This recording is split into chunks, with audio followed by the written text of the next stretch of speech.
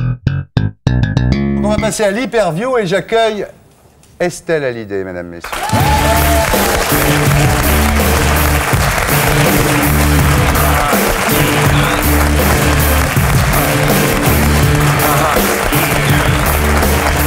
Estelle, bonsoir. Bonsoir. On est très fiers de vous avoir. En plus, moi, j'ai eu la belle doche cette semaine à la radio. Ah, t'as eu belle maman, toi. J'ai eu belle maman, j'ai eu Sylvie. Et je suis ravi parce que j'ai très bien, j'ai l'impression d'être en famille. Bah voilà. Et alors, regardez bien, entre Estelle et moi, il y a un point commun. Les yeux. Faut chercher, hein, faut bien chercher, mais il y a un point commun entre Estelle Hallyday et moi. Non, je trouve pas. Nous sommes tous les deux de Seine-Maritime. Ah oui, Estelle est de Tôtes. Voilà, et moi je suis du Havre, donc voilà, on est normand, on est en famille. D'accord. Je dis ça pour la rassurer, je la mets à l'aise. Ah ouais, Merci, oui. Voilà. Il y a une autre façon de mettre Estelle Hallyday à l'aise, c'est de lui dire ce qui est vrai, qu'un sondage l'a classée parmi les 3 plus belles femmes de France avec Catherine Deneuve et Isabelle Adjani. Voilà. Merci. Ceci étant posé, hein, et en plus, vous avez réussi... José Garcia est arrivé à passer de la télé au cinéma avec un certain succès, et vous êtes arrivé à passer du mannequinat à la télé avec aussi beaucoup de succès, donc c'est plutôt bien. Votre mariage est réussi. Donc, je ne sais pas très bien ce qu'on peut vous dire, en fait. On va trouver un truc. Alors, on vous a invité parce que vous êtes un couple heureux. Et vous savez que demain, enfin pendant l'émission, on va passer au printemps, on va être le 21 mars. Donc voilà, on voulait célébrer l'amour. C'est beau, c'est bien joué. C'est bien, hein. C'est surtout qu'on voudrait foutre la merde dans le couple. Mais on n'a pas trouvé comment. Ça va être dur. Bon, alors, vous êtes né à Tôtes, comme le disait, alors c'est entre Rouen et Dieppe, Tôtes. Ouais, voilà. Je peux vous faire un plan, je connais très bien la Seine-Maritime. Très bien. Votre père, qui avait là, évidemment, vous mitraillait sans cesse en disant que vous alliez être un top modèle. Et quand vous avez été top modèle, il a dit « J'ai toujours su que tu allais faire ce métier-là. » Oui. Moi, il m'a jamais dit ça. Ah bon? Vous avez une enfance assez normale, finalement, parce que maintenant, vous fréquentez les grands de ce monde, mais je lisais dans un magazine que quand vous aviez 16 ans, avec votre petit ami de l'époque, parce que vous avez quand même eu des petits amis avant David.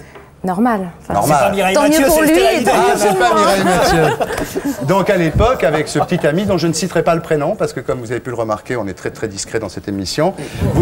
Parce que j'ai dit quoi que ce soit. Avec ce En petit... revanche, j'ai des photos. Hein, si vous voulez. Avec ce petit ami, vous vendiez des habits, des fripes sur les marchés de... C'est vrai, dans les banlieues ouvrières de Rouen, mais c'est vrai. Oui, non, c'est vrai. C'est une petite expérience que j'ai faite, qui était assez sympathique. Déjà dans les vêtements, finalement. Elle Elle portait était des déjà dans les vêtements. vêtements, ouais, elle les Déjà, portait. oui, sauf Voilà. que c'était pas... Alors, vos parents étaient assez d'accord que vous fréquentiez ce garçon, à condition que vous passiez le bac avant. Hein. C'est à Côte-Bec, Avant de le fréquenter ou Non, les parents étaient d'accord que fréquente Estelle le garçon fréquente le garçon, mais à avant. condition qu'elle passe bien son bac, ce qu'elle a fait d'ailleurs, et à condition qu'elle habite au-dessus du magasin avec le garçon. C'est vrai. Oui, c'est vrai. Vous en savez des choses. Des trucs. C'est Même tout. moi qui étais de la région, je savais pas ça. Ah bon? Moi, je suis désolé, j'ai appelé à Rouen, tout le monde m'a raconté ça. Non, tout ce que je dis, je l'ai lu dans des magazines, je l'ai évidemment pas inventé. Il va beaucoup chez le dentiste, regarder ses dents. Hein, Bien entendu. Il faut faire attention à ce qu'on lit dans les magazines aussi. Ah bon? Mais ça, c'est vrai que vous habitiez au-dessus du salon de coiffure. Oui, non non, ça, c'est vrai. Et alors, là, on en arrive à un point important, c'est comment vous êtes rentré dans la photo. C'est-à-dire qu'un jour, vous rencontrez boulevard Sébastopol quelqu'un qui avait un journal, il s'appelait Photo Revue, c'est ça? Voilà, un tout à agent. fait. Et il vous dit, je veux faire des photos avec vous. Et Enfin, je veux vous prendre dans mon agence. dans votre agence, dans son agence. Et en alors, vous effet, dites j'ai non. commencé avec Photo Revue. Oui. Mais non, parce qu'en fait, la première fois, j'avais 17 ans quand je l'ai rencontré. Et c'est là où ma mère m'a dit, non, tu passes ton bac et après, tu feras ce que tu veux. Bon, après, vous êtes parti aux États-Unis. Enfin, je ne vais pas tout raconter, parce que Ouais. mais c'est aux États-Unis, vous avez Non, bossé. c'est vrai que ça a été très très vite. Ouais. En 3 mois, je travaillais pour le L et ça a commencé en février. Et déjà en juillet, j'avais une première couverture de L. Donc c'est très très rapide dans ce métier-là. C'est vrai que ça se passe pas toujours comme Ouais. ça. Et donc, vous réussissez aux États-Unis, et puis un jour, on vous invite dans une émission, vous me voyez venir. Un jour, Oui, elle m'a vu tu sais, venir. où est-ce qu'on va? Ah ouais. Un jour, vous réussissez merveilleusement bien aux États-unis, et un jour... Il en rit d'avance. Non, j'en ris d'avance. Je raconte pas la question là, je la vois Non, il d'ici. n'y a pas de question. ça Non. va pas Un jour, on l'invite dans une émission de télé. On invite Estelle Hallyday dans une émission de télé, parce que qui était encore Hallyday à l'époque. Hein. Et donc, Lefébure, c'est ça? Estelle Oui, Lefébure. Estelle C'est bien Lefébure. normand, ça, Lefébure, non? Ah oui, c'est bien normal. Et maintenant, je demande au réalisateur Serge Calfon de nous montrer ce qu'on a vu dans cette émission de télé. Une leçon à tirer des 21 premières années Ah de là ta là. vie pour la suite, si tu dois avoir des enfants. Je suis très content avec ce que je fais. Je suis toujours en studio, je fais beaucoup de musique et c'est toujours ce que j'ai adoré faire. Possible de fonder une famille. Éventuellement plus tard, oui. Oui. C'est compatible? Je pense, ouais. T'es quand même bien placé. C'est incroyable. Hein, pour le savoir. Mais pour l'instant, c'est pas vraiment le but. Je pense que pour fonder une famille, il faut d'abord avoir un métier. Et je pense que pour l'instant, je suis juste entre la transition d'en avoir un. Et c'est pas tout n'est pas acquis encore. Donc il faut attendre un petit peu, je pense.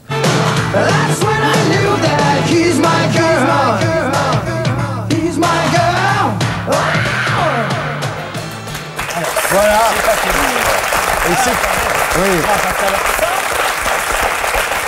Moi, j'ai bien étudié votre dossier, je savais pas que vous aviez été avec Patrick Sabatier. Ça, Oui. Et donc c'est dans Les uns et les autres, et Estelle Hallyday rencontre Patrick Sabatier, et là il est viré de la télé, voilà, enfin, c'est ça l'histoire. Donc vous rencontrez David, alors c'était... vous dites, c'est vous qui l'avez déclaré, vous dites mon premier baiser je l'ai donné à l'âge de 12 ans, il s'appelait Stéphane, il avait les yeux bleus, les cheveux blonds, ensuite j'ai eu quelques petits amis mais j'ai jamais papillonné, mais je rêvais du grand amour. C'est pour ça que vous êtes là ce soir, à cause du printemps. Et quand j'ai rencontré David, non mais c'est beau, moi j'aime les coups de foudre, ça m'est arrivé aussi. Quand j'ai rencontré David, j'ai senti qu'il pourrait devenir mon mari. Mais c'est fou quand même, tout de suite. Dans les yeux, oui. Malgré la chanson. Oh, c'est pas gentil. Non, c'est vrai, tout de suite vous... Tout de suite, oui. On s'est vu dans les escaliers et ça a été le déclic, le coup de foudre. Ça vous fascine pas ça, José vous? Ah si, mais moi je trouve Ça ça... vous est jamais arrivé, vous? Si, moi, ma femme, elle a su tout de suite, boum, elle est venue sur moi et hop. Ah bah ça, forcément, elle l'a su. Si elle est venue sur vous, elle l'a su tout de suite. Non, mais c'est ça. En fin de compte, les filles ont une espèce d'avantage sur nous, c'est qu'elles savent tout de suite quel est le mec qu'elles vont... Et vous, princesse? Moi aussi, tout de suite. Enfin, ça m'arrive souvent tout de suite, quoi. Ah oui. Bon alors. Ah voilà, un bel aveu. Mais l'homme dont rêve Princesse Erika n'est pas en France. Donc évidemment, c'est... Ne dis pas ça à la télé, mon mari me regarde, il va me battre après. Parce que lui, il est en France. Donc quand vous l'avez rencontré, vous aviez le trac, il vous dit bonjour, vous lui répondez pas. Voilà. Donc il a cru que vous le snobiez. Et puis après, il y a eu... Mais c'est tout, mais c'est fou, c'est hallucinant. Pas, non. Il va finir concierge après. En tous les cas, à France 2, concierge, c'est le seul boulot qui est stable. J'aimerais bien être concierge à France 2. Et un jour, donc, votre amie Ruth de votre agence vous invite à dîner. Et là, alors, Ruth, ça tombe bien. Ça fait Ruth. C'est carré, de l'agence Karine. Et alors, vous pouvez pas lui parler, toujours à David, on peut pas lui parler, ni le regarder, vous rougissez. Oui. Et voilà. Et là, vous rougissez pas du tout, par exemple. On voit bien la différence. On voit bien la différence. Alors, ça a été platonique pendant 8 mois. Oui. Hein, et puis un soir, alors c'est là. Alors après. Ah non, attends. Heureusement pour nous. Il y a un soir de folie. Estelle est à Londres, elle a travaillé toute la journée. Estelle est fatiguée, elle est dans une chambre d'hôtel. Raconte tonton Hardisson. Et alors, David l'appelle de Paris. Arrête, tu m'excites. J'avais dit de ne pas le mettre à côté de moi. Hein. Ça, c'est... Donc, il l'appelle, il vous appelle, David, de Paris, et il vous fait rire. Bien entendu, c'est toujours comme ça que ça marche. Hein. Il vous fait rire. Ouais. Voilà. Et il vous a fait rire comment? Que je sache. Ah, non, c'est un secret. Moi, je le sais. Alors, dites-le, parce que sinon, je vais le dire. Il est super équipé, hein. Il a quand même des questions, il a tout est millimétré, possible. c'est hallucinant. Vous savez, quand on prépare ses interviews soi-même, on est mieux informé, c'est pour ça. Non, mais il vous a fait rire, en fait, en vous racontant comment il cassait les jouets que Johnny Hallyday lui offrait. Non, mais c'est Il a eu incroyable. David, en direct. Merci, David. C'est pas possible. Non, mais c'est ça. Oui, c'est ça, en partie quand même. Enfin, Il a pas quoi- que ça. Il a dit quoi d'autre? Je m'en souviens plus, il y Ça a a 10 marché, ans. en tous les oui. cas. Oui, Parce que, voilà. c'est quoi, un an plus tard, alors? À peine un an plus tard. Ben, un an plus À tard, peine. Serge. Ce matin, devant la petite mairie de Freineuse, il valait mieux avoir un escabeau pour voir. Voir arriver, par exemple, Sylvie Vartan, une maman qui s'avouait heureuse. Johnny Hallyday, un papa accompagné d'une ravissante brune. Et enfin, les jeunes mariés à leur sortie de la mairie. Et oui, David vient d'épouser une fille terrible. Estelle, une Normande de 23 ans, top modèle. Mon père a vu sa mère et son père se marier, ben moi je vais voir son fils se marier. Voilà. Souvenir, c'était le 12 avril 65, les yéyés triomphés, Johnny et Sylvie étaient les idoles des jeunes. Les journalistes n'étant pas admis à l'intérieur de l'église, on pourrait imaginer que les choses se sont passées ainsi. Je suis au top 50, tu es top modèle, alors top la main.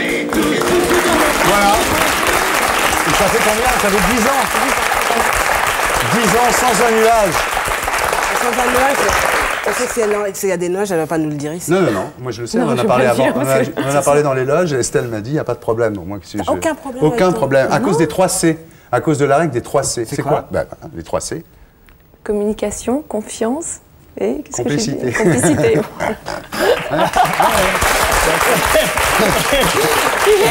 Alors moi, je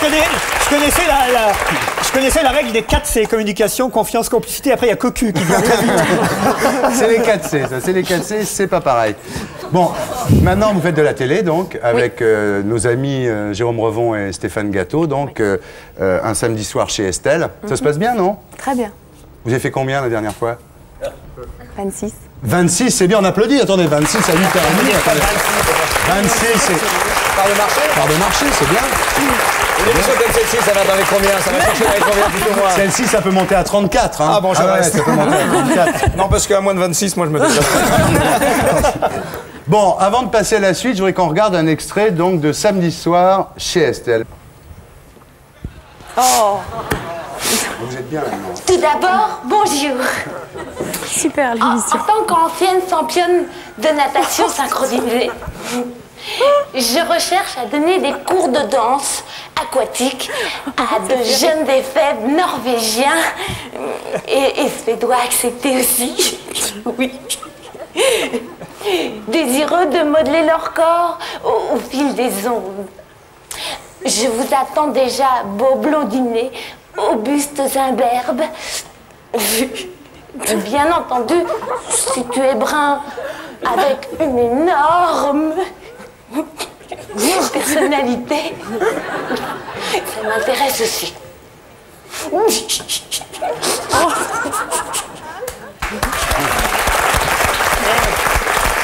C'est pas moi, hein. Moi, je trouve que... Elle est vachement plus drôle qu'avant, Roumanoff, non? Oui. En tous les cas, donc c'était, il faut le dire, une parodie des petites annonces d'Elysée Moon. Et c'est courageux de vous en les dire comme ça. C'était un cadeau, une surprise. Les Et, secrets je joue le jeu. d'investissement. Oui. Ah ouais, vous pourriez faire un bouquin là. Non, je joue le jeu.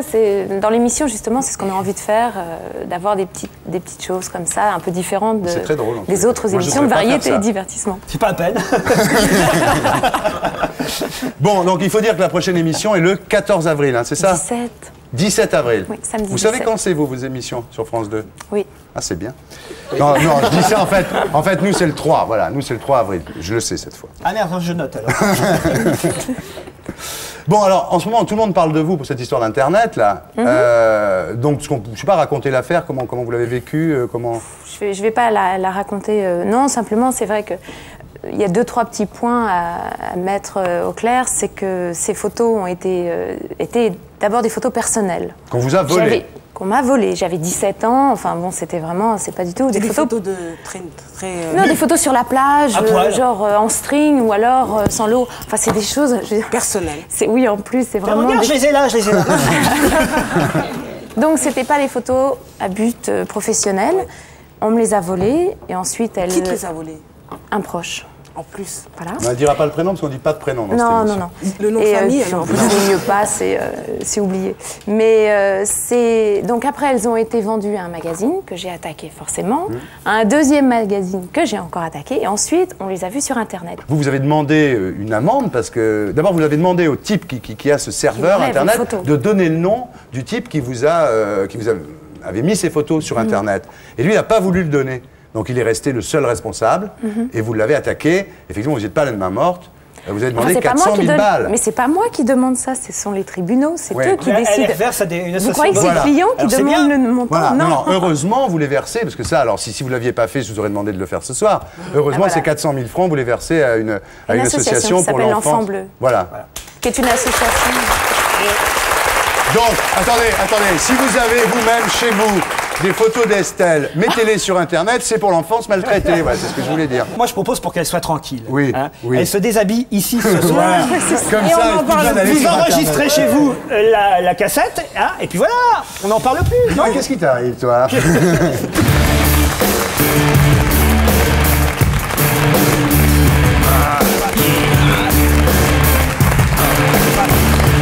des stars, hein. On a les stars. Je vous applaudis très sincèrement. On ne s'est jamais rencontrés, hein. Et pourtant, je vis avec vous depuis de longues années. Je vais vous montrer la photo qui est dans mon bureau. Voilà, je la montre à la caméra. Vous la connaissez, voilà. Voilà avec quoi je vis. Alors, C'est un vrai pack. C'est un vrai pack. Voilà, facile, hein. Moi qui pensais que vous étiez arrêté à la Révolution de 1789. Non, j'en ai fait une autre. Vous êtes allé jusqu'à 68 alors. En 68, j'avais 19 ans, donc évidemment, Cohn-Bendit, c'était mon idole absolue. Alors, mes parents sont dans la salle aujourd'hui. À l'époque, ils vous aimaient moins que moi, hein. Mais moi, je vous adorais. Maintenant, c'est eux qui vous aiment. Ah, d'accord. Maintenant, ils disent, il s'est calmé. Alors, donc voilà, c'est pour vous dire à quel point on est heureux de vous avoir, parce que je vous ai toute la journée devant les yeux. Je trouve cette photo, je la remonte, cette photo est vraiment un symbole d'insolence absolument incroyable, quoi. Le regard, hein, c'est vraiment l'insolence est résumée dans cette photo. Alors, vous êtes assez... On parle beaucoup de vous en ce moment, on voit beaucoup... Ah ça, et je vais vous dire, les écolos ont imposé la journée sans voiture, mais la journée sans Cohn-Bendit à la télé, ça va être dur. Hein. Mais moi, je sais pourquoi il est à la mode. Il est à la mode parce qu'il est roux. Les roux sont très à la mode. La fille qui est numéro 1 du top 50, elle s'appelle La Rousseau, c'est une rousse. Axel Red est en train d'arriver numéro 1. Dans les collections, c'est pas vous qui me contredirez, il y avait beaucoup de roux cette année. Hein, Édith Cresson, très à la mode. Édith Cresson est très à la mode. Il est vraiment vache. Ah ouais. Le coup dur, là. Mais au fond, il est gentil. Alors, on va faire à l'usage des jeunes générations, on va faire quand même, après on va parler de l'actualité, mais on va faire quand même on va parler un petit peu de votre vie, quoi. Vos parents sont arrivés d'Allemagne, ils sont partis d'Allemagne en 1933. Hein. Ils sont venus en France pour des raisons plutôt politiques, parce que votre père était de gauche, donc il avait un peu des problèmes évidemment avec le régime qui dirigeait l'Allemagne à cette époque-là. Ce qui fait que chez vous, d'ailleurs, on peut dire que vous étiez tous des juifs allemands. Là, chez vous, c'était vrai. Alors, vos parents sont arrivés en France, et vous êtes né à Montauban. Je sais pas, les gens, vous le saviez, vous? Ah non, j'ignorais. Oui, il est né à Montauban, en fait, et ses parents, on peut le dire... Et mon frère est né à Montrouge. À Montrouge. Et vous avez fait... Vos parents ont fait l'amour le soir du débarquement. Ils ont fait l'amour, peut-être aussi le soir du débarquement, Sans doute. mais ils ont profité de la première possibilité biologique après le débarquement de faire un enfant. Voilà. Et donc, quitte à sauter, autant que ce soit de cette façon-là. Bien sûr. Et puis, c'est une bonne raison. Hein. Ce qui veut dire que Daniel Cohn-Bendit était vraiment un enfant de la liberté. Quand on a été conçu au moment du débarquement, on ne peut qu'aimer la liberté. Alors, on va regarder, Serge Calfon, si vous voulez, on va regarder quelques photos. Daniel, vous voyez bien l'écran? Je vois. Bon, ben, vous allez nous les commenter. Alors voilà, ça c'est vous avec votre frère. Mon frère a 9 ans de plus. Et là, vous avez déjà le point levé, là on voit. Oui. Vous avez déjà le point levé, c'est tout petit. Mon fils est né quand il est sorti du ventre de sa mère avec le point levé aussi. Le point levé. Ça c'est... J'ai 13 ans. Non, peut-être moins. Bon, je sais pas là. C'est dur à savoir. Vous avez fait beaucoup de sport? Non. Oui, j'ai été... Vous avez arrêté, là? Pourquoi? Il est vache. Alors, levez-vous, Ardisson. Alors, levez-vous. Levez-vous, Ardisson, debout. Ardisson, debout. Ardisson, debout. Ardisson. Alors là, vraiment. Non. Bon, c'est la dernière fois que j'attaque quelqu'un sur ses problèmes de poids. Vous les avez eu où, les photos? Les photos, c'est le garçon qui a mis les photos d'Estelle sur Internet qui nous les a vendues. C'est un mec à connaître. Ah, il est formidable, ce type. Il a toutes les... On est déçus, on les a eu beaucoup moins chers. Hein. Non, il y a encore une photo que je voudrais voir. Ah voilà. Ça, c'est le premier pétard. C'était C'est le premier pétard de C'est l'ecstasy. Ça, c'est Richard Anthony sur la fin. Hein. C'était sur mon premier permis de conduire. Ah ben, ils vous l'ont donné. Oui, ça c'est... Quand vous étiez arrêté, ça devait... Ah, ça, c'était une époque difficile. C'est mieux, mal, là, déjà. Bon, alors, on vous a... C'est bien, parce que quand on le voit aujourd'hui, c'est un espoir pour tout le monde. Voilà. Franchement. Non, mais c'est vrai, vous êtes vachement bien. Regardez, il n'y a pas beaucoup de différence, hein. Un peu, quand même. Il est surtout resté gamin de tronche. C'est ça qui est rigolo. Ouais.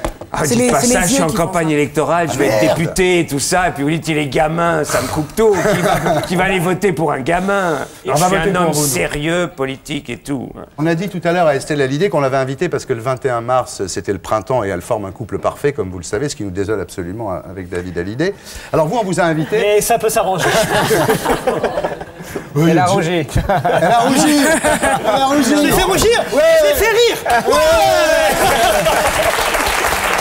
Si on l'a fait rire et elle rougit, c'est bon.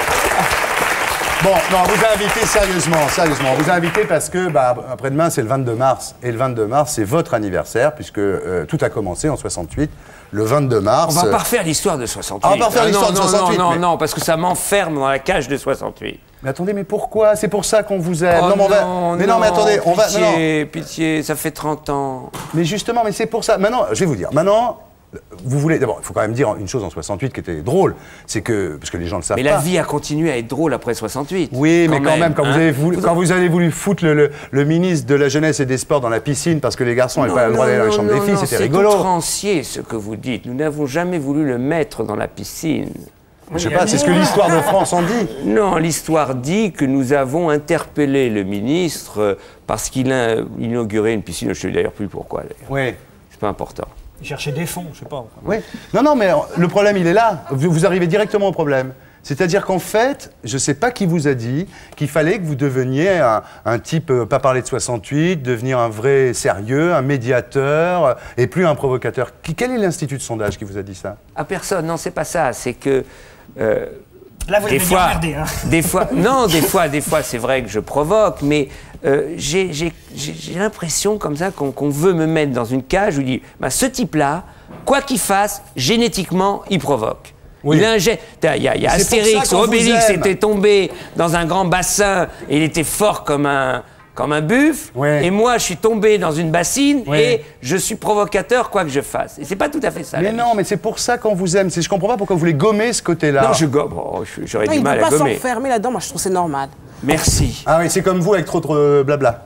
Non, c'est comme toute personne qui n'a pas envie d'être, tu vois, cataloguée seulement pour une action ou parce que, comme il dit, la vie continue et qu'on évolue surtout. Donc vous voulez dire que je suis un vieux baba et que je lui parle de 68 et que ça gaffe tout le monde? Tu l'aimes et tout pour ce qu'il a fait. Si c'est une déclaration d'amour, elle a raison, je comprends. Que quelqu'un me dit « je t'aime parce que j'aime 68 ». Voilà. D'accord, je suis d'accord. Bon. Mais quelqu'un qui me dit... Je t'aime, viens faire un 69 ».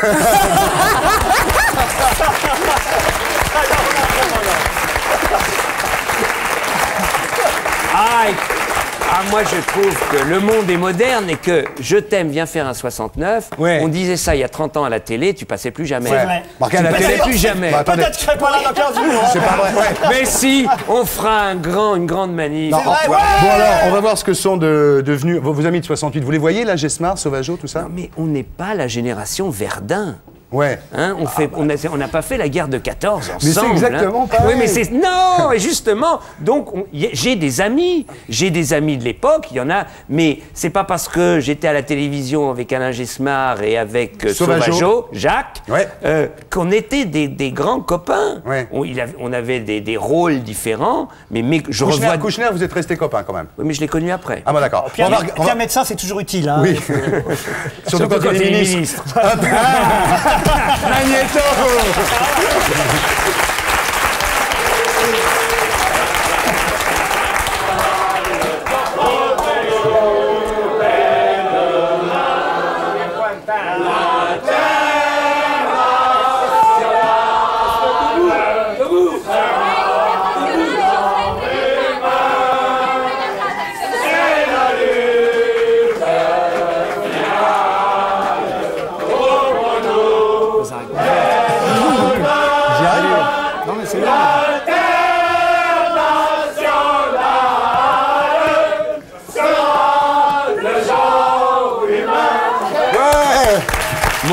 Mon rêve, c'est de chanter ça avec Johnny. Ah oui.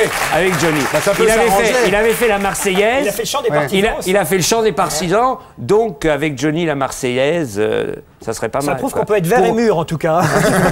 Bah oui, mais là, c'était pour mes 50 ans. 50 ans, absolument. Voilà, oui, c'était pour mes 50 ans. Bon, alors, en 87, vous avez tenté une carrière, vous avez bien fait d'arrêter. Excusez-moi. Il est vache. De cinéma? Ah oui, oui. Magnéto. Oui, c'est vache, là, il est vraiment méchant. Je ne me suis pas trompé. Ça marche pour toi sur un autre plan. Tu me charries. Pas du tout. Je suis content pour toi. Ah, il y a une belle scène quand même. Il n'a pas pris la meilleure. Il est vraiment vache. Oui, non, on pensait que c'est la meilleure. Non.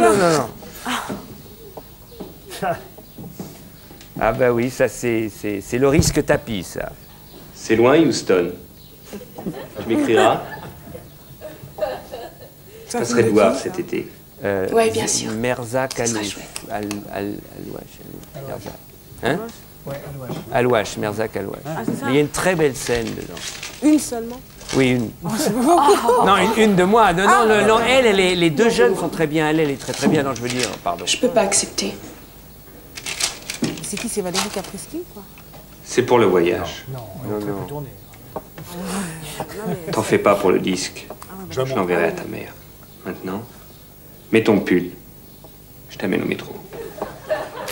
Voilà, donc c'est effectivement, je montre la cassette parce que si, chez vous, si vous voulez acheter ce film, donc c'est Ali M. Marie, donc c'est Un amour à Paris de Merzak Alouache. Quel cascadeur! Ah ouais, formidable. Parce que là, on voit dans des cascades magnifiques. C'est vraiment ce film. Ah oui, c'est un film terrible. C'est un film formidable, je le conseille. Mais il n'a pas vu, là. Il est vraiment vache. On lui a montré 1 minute et demie et fait comme si les critiques de cinéma qui n'ont pas vu un film, mais qui n'aiment pas les acteurs. Non, mais on va pas non tu as plus, le droit. On va pas non plus s'emmerder à tout regarder. Non, mais bien sûr. Mais c'est pas la peine de le montrer non plus. En général, c'est Phil Kelkraut qui parle des films sans les avoir vus. Non, ce que je voulais dire sérieusement, quand vous regardiez l'extrait, là, vous disiez, ça c'est le côté tapis, quoi. C'est l'effet tapis. Vous avez peur d'être assimilé à tapis? Ben non, c'est l'effet un peu qu'à un moment on essaye de toucher à tout et que des fois, si on est président d'un club de foot, on n'a pas besoin de faire de politique, et si on fait de la politique, on n'a pas besoin de faire du cinéma. C'est cette critique-là. D'accord. C'est ce qu'on disait, hein? Non. Tapis, c'est les piles, tapis, c'est le football, tapis, c'est la télévision, tapis, c'est la politique, tapis, c'est partout. Laurent Ruquier, mesdames, messieurs. Bon alors donc on en arrive aujourd'hui. Enfin. Enfin on en arrive aujourd'hui. Donc aujourd'hui vous êtes tête de liste donc des Verts et vous avez déclaré, je ne sais pas si vous avez intérêt à ce qu'on en arrive aujourd'hui, vous avez déclaré en parlant des Verts, je veux les sortir de leur gauchisme gnangnan. Ça c'était il y a 4 ans. Alors il faut faire les notes. Moi j'ai fait cette déclaration quand les Verts n'avaient pas encore décidé de s'ancrer à gauche. C'était le temps du Nini. Ah, c'était Vechter et tout ça? Oui, voilà. Oui, d'accord. Et moi, c'est là. Oh là là. Donc, justement, d'accord, alors. Là, vous êtes d'accord. Ah, oui, là, oui, bien sûr. Bon, on passe à... Alors, Voynet, Dominique Voynet. Elle est sympa, elle. Elle est sympa. Ah, oui. ouais. Alors, et puis surtout, c'est vraiment incroyable. Elle dit, en parlant de vous, il est fascinant, il est émouvant, et il est d'autant plus dangereux qu'on se laisserait avoir par un tel talent. Elle avait fumé, là, ou pas? Alors, Elle a dit ça? Oui. Et alors? Elle se méfie de vous, là, quand même, apparemment, non? Non, je crois qu'elle est sincère. Elle le ressent comme ça et je trouve qu'au lieu de jouer, elle dit on a envie de faire une campagne ensemble, mais quand, elle a cette sincérité de dire quand je le vois à la télé, je me dis des fois, tiens, attention, il a quelque chose qui... il passe bien en télé, ça c'est vrai. Oui, et puis d'un autre côté, qui dérange. Elle le dit, moi je trouve ça vachement sympa. Vous savez quoi? Elle devrait se faire teindre les cheveux en roux. Parce que je sais qu'elle a changé de couleur. Ah, mais elle change de couleur toutes les semaines. On croirait qu'elle se baigne à la Hague régulièrement. C'est pas compliqué. Alors, on a un document, là. Vous allez voir, un document où vous êtes avec Dominique Voynet. Ah. Magnéto.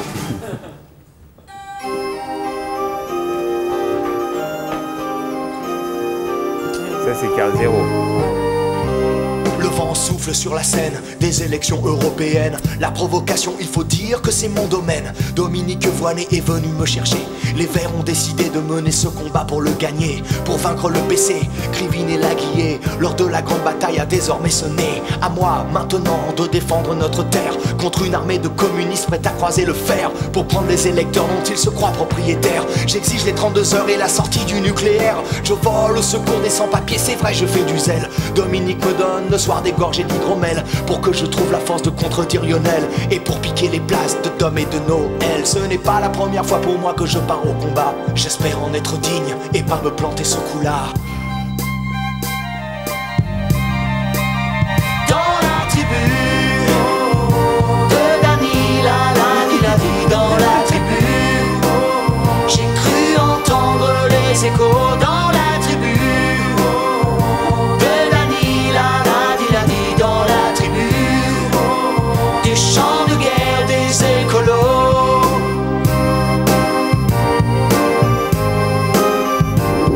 La tribu de Dany, bientôt numéro 2 aux européennes. Ouais. On espère. Alors, Princesse Erika, est-ce que vous allez voter pour les Verts aux européennes? C'est vrai que si j'avais voté, j'aurais voté pour toi. Merci. Je ne vote pas parce que d'abord je suis pas encore inscrite sur les listes, je suis une très mauvaise citoyenne. Et puis en fait je me sens tu votes pas. Je ne me sens jamais représentée. Mais inscrivez-vous enfin. Mais ça c'est incroyable parce qu'il y a des pays où on est automatiquement inscrit. Bien sûr. Cette histoire d'aller s'inscrire. Ouais, moi déjà je trouve ça rébarbatif et en plus tu peux si moi s'il me prend l'envie d'aller, c'est quel jour, c'est au mois de... Le 13 juin. Le 13 juin. D'y aller le 13 juin et j'irai avec mon passeport, ils ont intérêt à prendre mon vote. Oui, surtout si c'est pour moi. Non, parce que moi je suis pour... On y va en manif, là. Si vous votiez... C'est marrant, redites-le, voir. Le 13 Juin. Juin. Il dit pas juin, il dit juin. Ça, c'est un truc... il a compris. C'est fou, ça. Non, mais moi c'est les petits gâteaux. C'est pas les joints, c'est les petits gâteaux. Il dit pas juin, il dit juin. Il dit juin, 13 juin. C'est une déformation professionnelle. Bon alors, est-ce que vous voteriez pour Daniel Cohn-Bendit? Bien sûr. Après, moi j'avais une petite question juste à vous poser comme ça. Allez-y. Sur le nombre d'années où vous êtes allé toujours au front, que ça soit CRS en face ou je sais pas, CRS Sagema ou machin, est-ce que vous avez pris beaucoup de stars? Parce que je me dis quand même que vous étiez hyper proche, même la photo ici, vous êtes quand même pas loin. Il est pas loin de s'en prendre une là. Parce que là, le téléphone du dentiste d'Edith Cresson. Il a 73 ans. Hein. Alors, il est fort, le mec. Ah oui, ça, pour avoir des contrats, il est fort. Ouais. Hein. Non, mais le truc, c'est que quand tu t'approches tout seul d'un flic, tu prends jamais un coup. Parce que ça, il s'y attend pas. Moi, j'ai pas de garde du corps et des choses comme ça. Moi, je crois en l'insolence de la non-violence. Et donc, je m'approche des gens, et même quand j'étais à La Hague, je dis bonjour. Et c'est vrai que les types, ils voulaient me casser la figure, et en même temps, ils étaient complètement étonnés qu'un type dit bah viens, on discute. Et moi, c'est vrai, il faut discuter. C'est votre côté Gandhi. Non, mais c'était très impressionnant à La Hague parce que justement, ils étaient face à, quand même, ils étaient prêts à linger, quoi. C'était assez Vous allez voter pour qui, vous, Laurent? Je sais pas, j'hésite encore, mais... mais j'ai encore une émission avec lui. Mais il fait partie des possibles, il fait partie des possibles. C'est vrai, Estelle, faut vous inscrire et voter pour Daniel. Mais est-ce qu'on a le droit de s'inscrire encore là? Non, c'est jusqu'à c'est scandaleux, ça. Non, mais c'est l'organisation administrative que je ne comprends pas. Moi, je vais vous dire, quand vous serez président de la République, on pourra s'inscrire quand on veut. Et même après les élections. Et on fera comme Tibéri, même ceux qui ne sont pas inscrits voteront. Les vieux, les morts, tout le monde peut s'inscrire. Bon, alors, non, là on rigole. Honnêtement, quand même. Non, pourquoi je milite, moi? C'est que vous êtes passé de 9% à 5%, Daniel, dans les intentions de vote. Est-ce qu'on peut quand même, sur la sincérité, ce sondage était un sondage bizarre, c'était un sondage Sofres, et il y a d'autres sondages où on est entre 7 et 8%. Et à 3-4 mois des élections, c'est vrai que c'est ces problèmes d'image, etc. Mais le sondage de 5% est bizarre parce que le MDC était à 4%. Oui. Alors qu'ils sont deux dans le parti. Oui. Donc, je veux dire, mais c'est vrai qu'il y a eu une euphorie, c'était le romantisme, c'était allez, Dany, reviens, merci, c'est bien. Et puis après, bon, on se pose des questions. On est pour lui, pour l'Europe, mais pas tout à fait pour lui sur le nucléaire. On est pour lui sur l'écologisme, mais quand même sur l'Europe, il va loin. Donc, il faut que les choses se clarifient dans la campagne. Il faut se méfier des bruits de chiottes, hein, surtout pour quelqu'un comme lui qui est contre la chasse et pour les sans-papiers.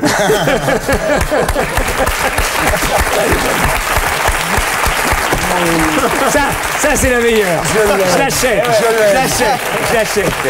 Donc alors, pour en revenir à ce qu'on disait tout à l'heure, avant le slogan c'était « Ce n'est qu'un début, continuons le combat » et maintenant c'est « Ce n'est qu'un début, continuons le débat ». Est-ce que vous n'avez pas peur de ce côté médiateur par opposition au côté provocateur qui est votre image? Est-ce que vous n'avez pas peur que ça vous coûte des voix finalement? C'est à ce côté vouloir fédérer le plus grand nombre de gens. Est-ce que vous n'avez pas peur que ça vous coûte des voix? C'est ça le problème aujourd'hui. Vraie question, mais je crois qu'aujourd'hui, dans une société bloquée, angoissée, comme la nôtre en France, le débat est une provocation. La preuve, c'est que les gens en ont peur. De dire, une campagne électorale, c'est pas que chacun aille dans son préau prêcher pour sa chapelle. Bon, moi, j'ai 800, 700, 900 personnes dans des meetings. Je leur dis, vive les Verts. Ils disent, bah, bien sûr, on est là pour ça. Hein, ça serait bien plus intéressant qu'on fasse des meetings, Monsieur Pasqua et moi, Monsieur Seguin et moi, Monsieur Hollande et Monsieur Seguin. Donc, qu'il y ait un enjeu dans un meeting politique au lieu de se raconter les mêmes histoires. Non, mais je veux dire, par rapport à Arlette Laguillet, quand même, elle est restée pure et dure, Arlette. Oui, mais c'est une secte. Hein. Moi je veux dire, hein, c'est une secte. Alors, on peut être... Avec Arrête, Arlette, arrête. Bah oui. je veux dire, le truc, moi, par exemple, celui qui est resté pur et dur, où je suis pas d'accord, mais j'étais pas d'accord avec lui il y a 30 ans, je suis pas d'accord avec lui, c'est Alain Krivine. C'est vrai que lui, il a une organisation qui... C'est pour ça que le Pax Arlette... Alain me paraît pas un Pax, disons... c'est pas le bon Pax. Honnête, dans le sens que c'est deux sens de la politique différents. Vous savez ce qu'il dit de vous, Krivine? Oui, il dit des méchancetés. Non, il dit quel talent gâché. Oui, mais je sais. Mais lui, c'est quel talent qui n'a pas su se mettre au service d'une vraie politique réformiste. Votre programme est assez hard. Il est soft. Attendez, le RMI pour tous les gens jusqu'à 25 ans. L'Europe fédéraliste. Daniel, l'Europe fédéraliste, vous êtes le seul. Je dis pas que je suis contre, encore une fois, je dis pas que c'est pas bien. Mais l'Europe fédéraliste, vous êtes le seul à le dire, quoi. On voit bien qu'on va vers ça. Non, il y a même l'ami Bayrou qui essaye de temps en temps. Il dit, moi aussi, je suis pour. Ouais, c'est tout. Bon, il faut le dire, il faut être sympa avec ceux qui essayent d'avoir des idées. Oh là là. Bon, et alors, on en arrive. Il bien, hein, sauf qu'il n'a pas fait le bégaiement de Bayrou, mais autrement, il limite pas mal. Ça, je fais pas. Ah, faites pas. Non. Pas d'attaque. Ça, c'est pour toi. Pas d'attaque physique. Princesse. Oui. Donc, notre ami Daniel est pour la légalisation du cannabis. Eh ben moi, non. Tu vois. Pourquoi? Parce que légaliser quelque chose qui est quand même une drogue, il faut le savoir. Je suis pour la dépénalisation. Moi, Je suis pour une nouvelle réglementation. Moi aussi, voilà. On est d'accord. Une légifération. C'est une réglementation. Il faut pas jouer sur les mots. C'est important le mot. Parce que oui, d'accord, mais quand on dit il faut des règles. Est-ce qu'on peut faire du reggae sans fumer de pétard? Non, mais bien sûr, attends, il y a plein de gens qui font du reggae. Oui, mais il y a plein de gens qui fument des pétards et qui font pas de reggae. D'accord, mais c'est vrai que écoutez du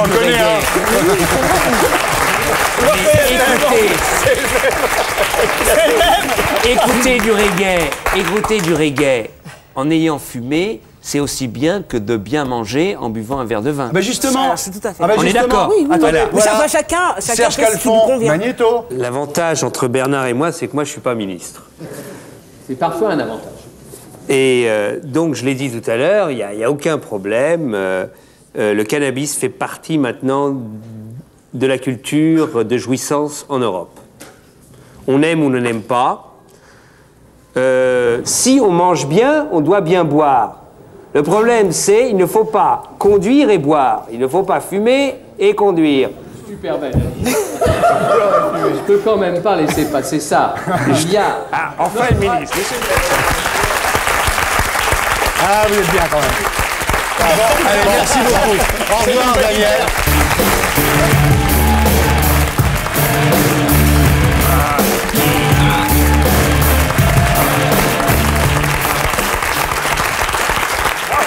Je suis inquiet pour Cohn-Bendit parce qu'il n'a pas eu autant d'applaudissements. Hein. Vous devriez vous présenter aux Européennes, vous. Vous croyez? Ah bah, écoutez, franchement, là, vous avez déjà fait un tabac. En tout cas, elle manque de soutien. Hein.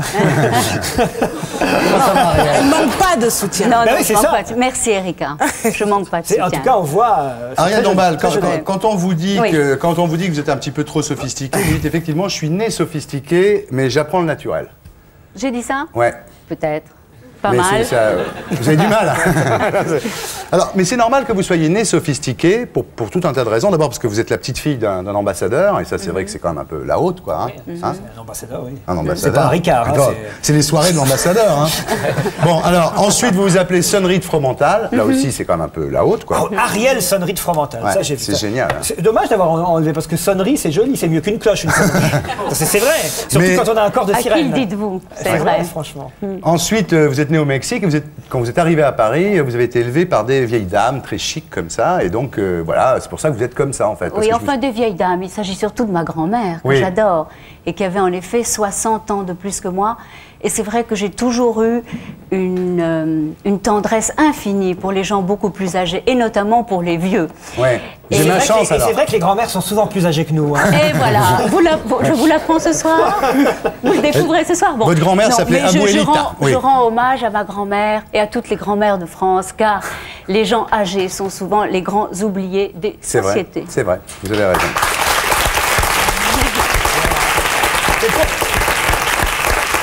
Et pour moi... C'est pour ça que je m'entraîne, hein. J'ai mes œuvres. C'est pour ça que je l'ai appelé, j'ai dit viens, parce que... Donc Ariel, vous arrivez du cinéma là, parce que vous avez vu plein de films pour votre jury. Vous êtes présidente, alors voilà, il faut le dire, vous êtes présidente du jury de la 13e édition des acteurs à l'écran, hein, c'est ça? Voilà, les acteurs à l'écran à Saint-Denis. À Saint-Denis. Et alors, je me répète, mais je veux dire que tout de même, Saint-Denis, ce n'est pas une banlieue, c'est la capitale du monde. 4,5 milliards de gens ont eu les yeux braqués sur Saint-Denis. Saint-Denis, c'est une ville formidable, et Saint-Denis, c'est une ville culturellement formidable. Et Saint-Denis... Dès qu'il y a des gens qui viennent à Paris, la première chose où ils vont, c'est la rue Saint-Denis. La rue Saint-Denis. Ils ont raison. Et alors, Saint-Denis, c'est le saint des décapité. Bien sûr. Ouais. On peut le voir aussi d'ailleurs, il est à gauche dans Notre-Dame, on voit le... Ah, c'est celui qui a la tête à la main? Voilà, ah, tête à la main, c'est lui, c'est Saint-Denis. Vous avez jamais vu ça, Laurent? Ah non, moi pour l'instant je vois des seins, mais ils sont pas décapités. Ça dépend si on regarde en haut ou en bas. Hein. Bon, alors il est bouillant, le recul. Il est bouillant. J'ai jamais vu comme ça avec une femme. Hein. Alors, voilà. Dites-moi... Vous dites ça à chaque fois, je vous signale. Donc, alors, vous êtes présidente du jury, hein, voilà, qui me fait perdre le fil de ma pensée. Donc, ça dure jusqu'au 28 mars. Donc là, vous voyez plein de films. Voilà. Alors, on voit plein de films. On est obligé de voir les films quand on est... On est obligé de voir les films, mais je vous assure qu'on les voit avec joie. D'abord, parce qu'on n'est pas seul. C'est un festival quand même très, très ouvert, puisque pour 100 francs, on peut voir 100 films, plus la nuit du court-métrage, etc. C'est vraiment d'une gaieté, c'est une fête, c'est le grand stade qui continue. Donc vraiment, c'est bon. Il faut le dire, même si vous habitez Marseille, pour seulement 100 francs, voilà. Vous pouvez aller voir des films à Saint-Denis. Ça, c'est quand même important, je vous le dis. Alors, voilà, vous pouvez en voir 100. Il y a deux prix qui vont être distribués. Le prix Musidora. Voilà, le prix Musidora. Qui récompense quoi? Qui récompense les meilleurs jeunes acteurs de l'année. Et le prix Michel Simon. Dans les courts-métrages. Et le prix Michel Simon, c'est donc les longs-métrages. Et ce sont en effet les acteurs qui viennent d'éclore, parce que c'est simplement premier ou deuxième film. C'est pourquoi j'aime cette émission. Oui, dites-moi. Parce que ça fait deux blondes ce soir qui sont super. Bon, on va passer à l'hyperview maintenant. Vous et Cohn-Bendit. Qui n'est pas une vraie rousse. Qui n'est pas du tout. Non, Cohn-Bendit n'est pas une vraie rousse. Donc dites-moi, Ariel Dombal, vous avez une carrière éclectique, hein, parce que c'est passé de Rumeur à Miami Vice, enfin en français on dit 2 flics à Miami, Laurent, je vous le dis. Et les Américains avaient dit à l'époque de Miami Vice, vous êtes l'animal le plus sexy que la France nous ait donné depuis Brigitte Bardot. Ah, les Américains. Ouais. Hein? Les hommes de gauche. Ah, ici, quand même. Moi, je trouve que c'est vrai, elle est sexy. Ouais. Elle est plus sexy qu'avant. Ah oui? Ouais, franchement, parce que pendant un temps, elle était film d'auteur. Oui, voilà, elle était Perceval le Gallois. Elle était un peu froide. Un peu, on avait un bloc de glace pendant de longues années. Mais quoi, vous voulez tout de suite? Ah non, moi j'ai écoutez, elle était tellement froide, j'ai longtemps confondu Bernard-Henri Lévy avec Paul-Émile Victor. Moi, c'est vous dire. Mais Paul-Émile Victor, c'est l'Himalaya ou c'est l'Everest? C'est l'iceberg. Alors, il a tout fait. Il a fait toutes les glaces. Mais là, d'un seul coup, vous êtes devenu un peu plus déconnant. Eh ben, je vais vous dire quand. Je vais vous dire comment, Ariel, comment vous avez été acceptée par les Français, parce que c'est vrai que maintenant, ils vous aiment vraiment. Mais moi, je les aime. Vous avez vu votre entrée? Non, mais il suffit pas que vous les aimiez. Maintenant, eux, ils vous aiment. Vous avez vu quand vous êtes rentrés. C'est quand vous avez fait les deux papas et la maman. Avec Smaïn et Antoine Decaune et l'Indien dans la ville. Surtout l'Indien dans la ville. L'Indien dans la ville, ça, vous avez gagné une popularité énorme avec l'Indien dans la ville. Non, mais je vous le dis. On se connaît depuis longtemps, nous. À l'époque, vous faisiez des pyramides bleues. Oui, les pyramides bleues, 60 000 entrées. Tu connais ça? Mais vous savez, 60 000 personnes qui se déplacent pour voir un film. Et moi, j'étais ravie. Il y aurait eu 4 personnes. Bien entendu. Alors, dans ce film, personne. Non, mais on avait dit qu'on parlait pas du film de Bernard-Henri Lévy. Non, attendez. Donc, dans ce film, ce qu'il faut dire aux gens, si vous avez l'occasion de voir les pyramides bleues, ça fera plaisir à Ariel Dombal. Oh, mais ils le verront. Ils le verront. Et alors, surtout, il y a une flagellation érotique dans un couvent dans ce film. Ah bon? Oui. Parce que Ariel a compris un truc, c'est que la vraie sensualité, c'est une phrase de vous. La vraie sensualité, c'est l'asservissement volontaire à l'homme qu'on aime. Ah oui. Ouais. Princesse. La vraie quoi? La vraie sensualité. C'est l'asservissement à l'homme qu'on aime. Moi, j'ai dit assujetti, oublie. Pas question. Ah bon? Vous ne voulez pas être servi, vous?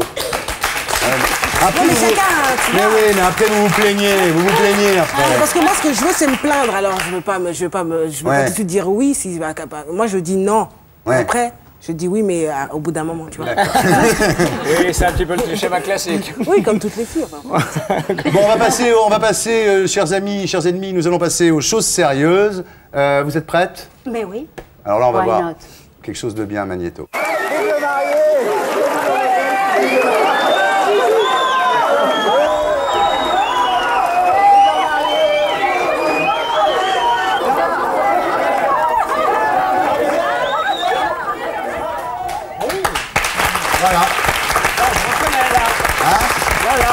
Si Ariel, c'est le mariage. C'est son mariage avec Ken. Non, c'est pas Ken. On a dit de vous que vous ressembliez à une poupée Barbie en plus figée, ce qui n'est pas vrai quand on vous voit maintenant. Oui. Mais en revanche... C'est BHL, on l'a reconnu. Oui. Ah oui. Il est mieux que Ken quand même, BHL. Je sais pas, j'ai jamais eu la poupée mannequin. Ah bon, on vous l'a pas offert, non, Ken? Non, pas vraiment. Parce qu'il y a des petits garçons à qui on offrait des Barbies, puis d'autres à qui on offrait des Ken. Moi, j'ai rien eu de tout ça. Et vous? Bon. Moi non, mais j'en ai eu à la maison. Mais vous aimiez quoi, vous, les petites voitures, vroom vroom? Comment elle dit ça? Regardez quand elle fait vroom vroom avec ses mains. Évidemment. Vous pouvez me le refaire vroom vroom? Vroom vroom. Refaites-le-moi. Bon alors, donc... Et j'avais des petites voitures vroom vroom. Voilà. Après 6 ans d'attente, rassurez-moi. vous avez attendu de vous marier pendant 6 ans. À l'époque où on s'est connus, vous ne disiez pas d'ailleurs le nom de votre fiancé, je m'en souviens très bien. Et moi je le disais, mais pas vous. J'ai toujours été très discret à la télé, moi. Ouais. Et, Je comprends pas, c'est pas Sim, son fiancé? Non, c'est pas Sim. Je l'ai vu dans Astérix, c'était Sim. Mais déjà, et vous avez dit la fidélité est voluptueuse. Ah bah évidemment. Cette cristallisation comme ça. Ouais. Vous n'êtes pas d'accord? Si. Moi, je suis très fidèle. Mais oui, mais voyons, c'est une vertu. On est tous d'accord. Est-ce qu'on est tous d'accord là-dessus? Mais oui, voyez les gens vous avez gagné. C'est la vérité. Vous avez gagné votre combat. Mais oui, ça y est, c'est tout le monde est persuadé que la fidélité est voluptueuse. Première rencontre avec Bernard-Henri Lévy. Donc, vous faites dédicacer un livre. Vous avez 18 ans et lui il écrit. Non, ça c'est très romantique. Je dis ça parce que c'est le printemps qui commence. Hein. Ariel, il écrit. Ça vous travaille. Hein, ça me travaille. Il n'y a pas que moi que ça travaille. Il écrit. J'ai vu dans quel état vous êtes. Il écrit à Ariel en attendant. Voilà. Et vous dites, je suis foudroyé, je suis en transe. Il incarne la figure du prince. C'est très beau leur histoire aussi. Hein. Non mais je vous dis ça, je sais que c'est ça que vous voulez. Qu'est-ce qu'ils peuvent raconter comme C'est ce que vous. Et alors lui, quand il va voir Ariel, Bernard-Henri Lévy, quand il va vous voir dans La Petite Catherine d'Heilbronn, il est frappé, il est chaviré. C'est tellement fort qu'il est à un moment, il dit, je suis épouvanté. On lui propose 2 femmes X, il dit non, je garde mon Ariel.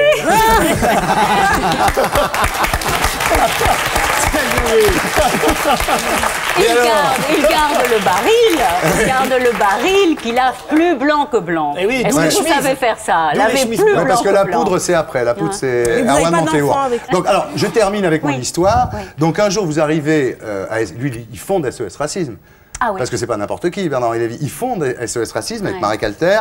Et à la même heure, vous aviez rendez-vous avec lui. Bon. Oui. Et vous, voyant qu'il n'arrive pas au rendez-vous secret, hein, c'est vrai en plus, voyant qu'il n'arrive pas au rendez-vous secret, vous foncez au Lutetia, vous vous asseyez au premier rang et vous le regardez comme ça. Voilà. Et vous n'êtes plus jamais quitté. Voilà. C'est beau. C'est vrai. C'est une histoire d'amour. Et vous racontez bien les histoires d'amour. Honnêtement, je fais mieux les histoires d'amour que les phrases de José Garcia dans 5 minutes de détente. Ça va venir. Et je serais Stéphane Bern et Frédéric Mitterrand, je m'inquiéterais ce soir. Là, vous faites ça très bien. Non, mais SOS Racisme, c'était quand même quelque chose. Hein, il ne faut pas oublier. On ne critique pas SOS Racisme. Non, pas du tout. C'est pour dire qu'on aime tous Fodessila et qu'on a tous aimé Harlem Désir et que Saint-Denis et que la programmation des films à Saint-Denis, eh ben, c'est tous dans le même. Dites-moi, est-ce que Bernard-Henri Lévy vous a aidé? Est-ce que Bernard-Henri Lévy vous a aidé à résoudre votre problème du bac? Au bac, on vous a posé comme question, j'avoue, j'ai toujours pas compris. Vouloir vraiment, c'est vouloir ce qu'on ne veut pas. Eh oui. Mais ça veut dire quoi, ce truc-là? Ah, c'est difficile, hein, c'est la philo. Non, mais. Ah ben, c'est très compliqué, oui. Non, je me suis creusé la tête. Non, mais attendez, notez-la, celle-là, parce que. Vouloir vraiment, c'est vouloir ce qu'on ne veut pas. Eh oui, mais il faut, gamberger toute la nuit. Ah, ça me dépasse. Moi aussi, ça m'a aussi dépassé. Ça vous a dépassé. Et Bernard vous a. Non, sérieusement, il est capable de répondre à une question comme ça? Je crois. Eh ben, on va l'appeler alors. Quant à moi, évidemment, au bac, j'ai un petit peu triché et j'ai eu de très bonnes notes. Avec le charme que vous avez, je suis sûr que vous avez trouvé quelqu'un qui a accepté de copier, de vous laisser copier. Donc, Bernard Lévy, vous êtes avec lui depuis une douzaine d'années. Alors, vous n'avez rien en commun, ce qui est absolument extraordinaire. Vous aimez pas vous adorez les chats, vous? Ah oui. Il déteste les chats. Vous adorez la musique? Il déteste la musique. En politique, en 95, vous avez soutenu Balladur? Oui.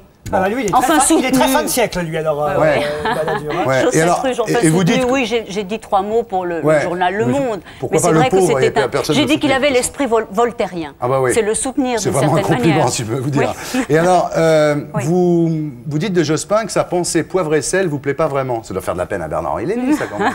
J'ai dit ça, je sais pas où. Poivre et sel? C'est pas mal pour Jospin, penser poivre et sel en même temps. C'est comme si on disait de Cohn-Bendit qu'il a une pensée rousse. Ah oui, de citrouille alors. Voilà, citrouille. C'est mieux, citrouille. Il est juste derrière, là. Non, il revient, faites gaffe. Hein. Vouloir vraiment, c'est vouloir ce qu'on ne veut pas. Ah non, mais ça, vous ne trouverez pas. Moi, ça fait 8 jours que je cherche ce truc. Je ne comprends pas. J'ai trouvé. Bon, voilà, si quelqu'un comprend, il peut nous écrire. Donc, France 2. Sujet du bac. Vous savez, c'est pas plus facile maintenant. Hein. Non. Je comprends que personne n'ait le bac avec des conneries pareilles. Bon alors, le pape par exemple, le pape, que nous aimons beaucoup tous les deux, le pape. Moi je l'aime beaucoup, est-ce que vous l'aimez aussi? Ah oui, j'aime beaucoup le pape, absolument. Parce que j'ai pas dit à Cohn-Bendit pour énerver, mais à côté de sa photo, chez moi, il y a celle du pape. J'ai entendu la chanson du pape, elle est géniale. Ouais, ça je sais pas ce qu'il a fait de mieux. Hein. Avec la danse qui va avec, la Parkinson. Non mais attendez, si Ruquier si tu vas en enfer, si vous allez en enfer, Laurent, ne vous plaignez pas, vous brûlerez en bas. Moi je serai au milieu du miel avec des filles qui jouent de l'harpe. Je préfère être au chaud, moi mon gars. Ah ben vous serez en enfer, ça c'est sûr. Dans tous les cas, si tu vas pas en enfer, tu pourras pas. Si tu vas pas en enfer, tu pourras pas fumer de spliff parce qu'il y aura pas de feu là. Ah au paradis, il y a pas de pétard. Mais il y a tout au paradis. Tous les désirs sont exaucés. Voilà.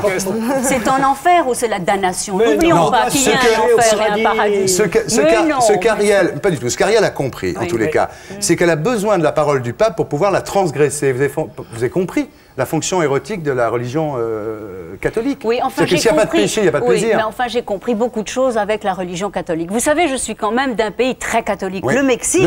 Le Mexique, le ciment social de la population et pas l'opium du peuple, c'est le catholicisme.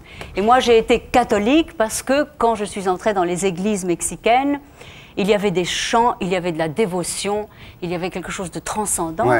On avait l'impression de rejoindre... Vous dites la première fois que j'ai vu un crucifix, j'ai pleuré. Oui, c'est vrai. Bon, parce que c'est tout de même très fort. C'était avant Vatican II, parce que maintenant c'est beaucoup moins drôle, l'église, quand même. Là, j'en parle entre nous. On est les deux derniers. Les derniers. C'est vrai que les psaumes, c'est vrai que ce qui a été fait au nom de l'église, c'est tout de même ce qu'il y a de plus beau. Les cantiques, les requiem, toute la peinture italienne. Vous avez raison, moi je vous soutiens. Voilà, c'est au nom de Dieu. Alors, les problèmes avec BHL maintenant, mais c'est très court. Donc il y a eu le théâtre, le jugement dernier. C'est là que vous avez avoué votre amour d'ailleurs, c'est parce que c'était marqué sur le fronton, donc là plus personne ne pouvait. Au fronton de l'atelier, il y avait écrit Ariel Dombal dans une pièce de Bernard-Henri Lévy. Oui, ça voilà. c'est vrai. Après Le jour et la nuit, le fameux film dont vous parliez tout à l'heure. Que vous avez vu? Oui. Ah, vous l'avez vu? Oui, je l'ai vu. C'est toi qui l'as vu? Ah oui, les gens faisaient la queue pour sortir. Où ça? Où ça? À Paris, sur les champs. Dites-moi que j'aille les tabasser. J'ai leur nom. D'accord. Bon, réfléchis au problème du bac, toi. Vouloir vraiment, c'est vouloir ce qu'on ne veut pas. Alors après, donc, maintenant, ce qu'il a très bien réussi, c'est sa médiatisation. Et pourtant, vous étiez contre. Moi, je me souviens d'une fois où on s'est rencontrés. Au Scheherazade, tous les deux. Il y avait quelques caméras, mais enfin on avait la même intimité que ce soir, Ariel. Et on va regarder, non, ça va, reste encore un peu. Bon, mais j'ai pas changé d'avis, je dois si, dire. parce que regardez, enfin là j'en ai apporté qu'un, mais des paris matchs où on vous a vu, il y en a eu plein. Ah oui, mais enfin, on m'a vu, oui, mais je ne pose jamais avec Bernard-Henri. Parce que moi je t'ai vu, tu sais dans quoi? Elle vous casse le cou. Non, mais c'est beau la solidarité entre femmes. Ah oui, dans Pif peut-être. Dans Pif peut-être. Non, mais parce que j'aime beaucoup Ariel. En plus, c'est une super chanteuse, faut le savoir. Elle chante comme une déesse. Elle chante des cantates de Bach. C'est vrai. Non, mais je l'ai vu quand même. Je l'ai vu quand même avec ton mari dans Gala. Et tu montrais ta maison. Et oui, mais ça avait été. Non. C'était des volets? Absolument. Des images volées? Oui, absolument. Et Match aussi, celles qui ont été dans Match, c'était. Oui. Alors là, on peut jamais savoir. Non, alors, mais de toute façon, Ariel, Bernard-Henri, on peut l'appeler Bernard-Henri. Bernard-Henri, il le dit lui-même, d'ailleurs, même vous niez, là, vous dites j'ai jamais posé, c'était des photos volées dans Gala, etc. Non, ça dépend, j'ai posé quand on a fait une œuvre ensemble, oui, mais pas pour... Lui-même, il dit, dans Comédie, qui est son dernier bouquin, qui est plutôt un bon bouquin, d'ailleurs, qui n'a pas été assez lu. Il dit, il parle de lui, Bernard-Henri Lévy parle de lui, il dit, je vais essayer de bien l'interpréter. Courage. Aide-moi, José. Ça va aller. Laurent, alors il dit, ce cabot, ce robot, cet imprécateur pantinisé par les télés, emmagasiné par la presse people, ce philosophe sur papier glacé, je le trouve plus pathétique qu'odieux. C'est lui qui parle de lui. Mais bien sûr, parce que vous savez comment a été écrit ce livre, c'est quand même plusieurs personnages qui se répondent les uns les autres. C'est lui qui l'a écrit, ça. Oui, mais il y a la marionnette qui répond à Bernard-Henri. Bernard-Henri Lévy. Oui, j'ai lu le bouquin. Ça doit être la marionnette. Ça, c'est la marionnette. Ces rapports avec l'image, on a tous des rapports plus ou moins bons avec l'image qu'on a, qui est souvent loin de ce qu'on est. Alors voilà, ce livre, c'était un peu en beaucoup mieux. Ça, je veux bien. Mais c'est bien ce bouquin. Mais voilà comment. Voilà. C'est de l'amour. Ça, c'est. Voilà. Ah ben là oui, il y avait des photographes, ça, un jour de mariage, à moins de les tabasser, parce qu'il y en a qui tabassent le jour du mariage, ça fait quand même des ordres. C'est beau un mariage en photo, moi j'aime ça. Mais écoutez, moi c'était le plus beau jour de ma vie. Mais tout à fait. Pour moi aussi, votre mariage c'était le plus beau jour de ma vie. Bon alors, je vous l'ai jamais dit. Je pense que ta femme te regarde. Bon alors, non voilà quoi. Donc alors, on va terminer parce qu'on ne va pas non plus passer la soirée là-dessus. Oui. Il y en a d'autres derrière vous. Hein. Non, vous faites un peu long, Ariel. Je vous montre un document. Voilà, et passons au document comme ça.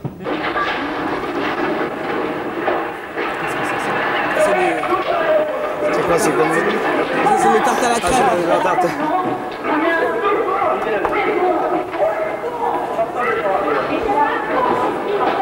Oh là là, t'es pas facile. Oh, oui.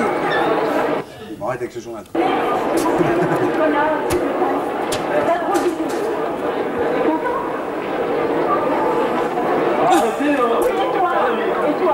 C'est joli. Bon.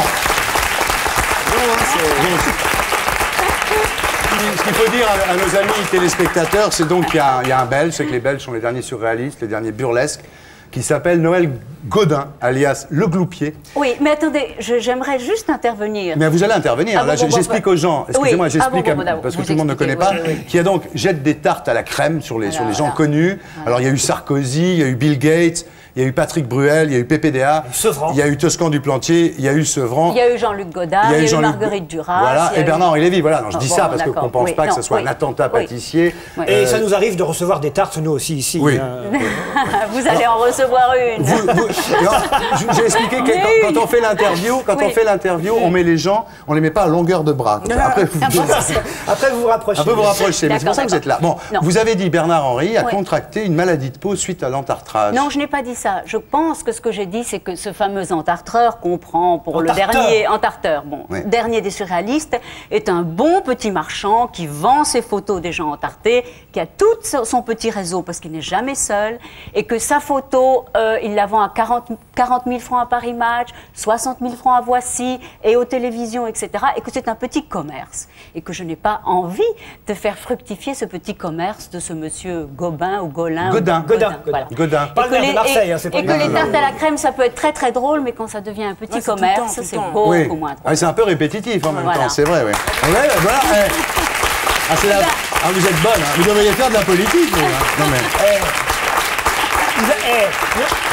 Le public applaudit, ils applaudissent tous, mais si seulement il arrivait là et qu'il en prenait un d'entre nous, on rigolerait bien. Ouais, moi ça m'est arrivé dans une émission. Et le lendemain, il a entarté El Kabach, qui a cru que c'était moi qui avais fait mettre la tarte et qui m'a viré de France 2. D'ailleurs, je voulais le dire, Jean-Pierre, franchement, c'était pas moi. Vous êtes toujours là. Ouais, je suis revenu, pas lui. Bon, alors, on continue. Alors, vous savez ce qu'il a dit, le Gloupier? Alors voilà, il a dit, si Bernard-Henri Lévy chante le joli chapeau de Zozo, hein, vous le connaissez, vous? Oui, je le connais. Ah bah chantez-le. Non, il a dit si Bernard-Henri Lévy le chante, j'arrêterai de l'entarter. Bon, moi je l'ai eu au téléphone, il m'a dit si Ariel le chante, j'arrête. Oui, mais je ne le connais pas. Donnez-moi l'air et je le chante. Donnez-moi l'air. Non, on va vous donner les paroles, comme ça sera fini, il m'a promis, il m'a dit cet après-midi au téléphone. Moi, je ne veux pas entrer dans sa crétinerie, mais alors non, vous en foutez. Vous chantez. Vous êtes dans la nôtre. D'abord, vous êtes dans la nôtre. Et puis, deuxièmement, Ariel.